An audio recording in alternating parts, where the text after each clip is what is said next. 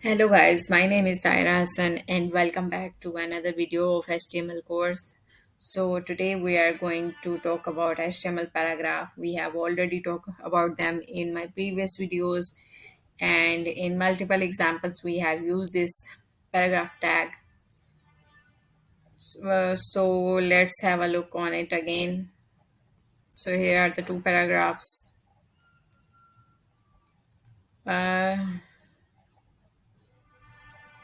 so let's try it out this one.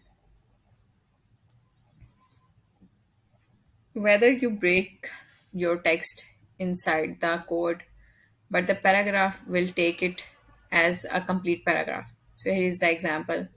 Here you can see that you have mentioned the line breaks for the text, but when you will run the code, it will show you a single line paragraph. Or we can also increase the text.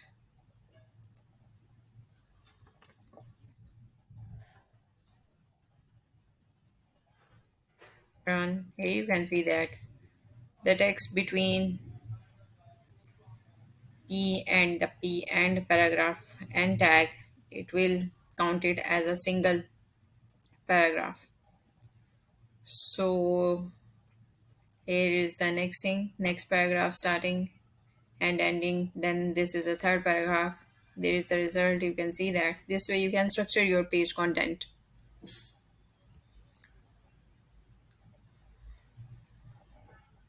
So here are some HTML horizontal rules. The HR tag define the thematic break in HTML page and most often displayed as a horizontal rule.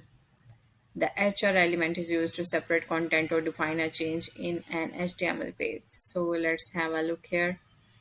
So you can see this line. So you can use HR tag for the section break. So these are mostly used to define the sections between the text or between. It is used to structure your web page. You can place it twice also. Let's try it out. Got it. So it is the line break, but also a ruler. So we already talked about the BR is used for line break, HR used for defining a ruler. So the poem will be displayed on a single line. So the same thing, it's a paragraph tag. So this complete will be counted as a single line.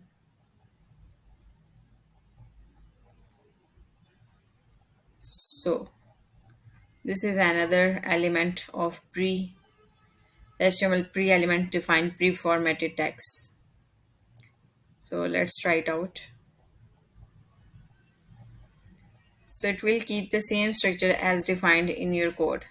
So if you have the spaces or same line, it will keep it as it is. So let me run it. You can see that if I will, you can see this element will keep the text same as you mentioned in your code.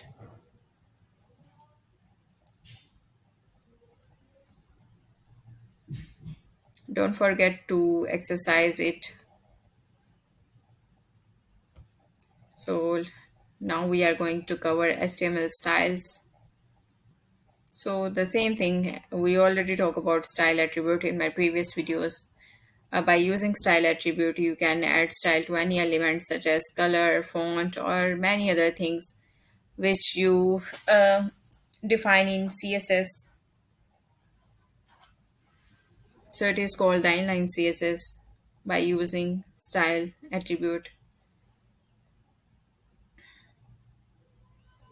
So the next thing is that the HTML tag name, style, property value. Okay, the same thing.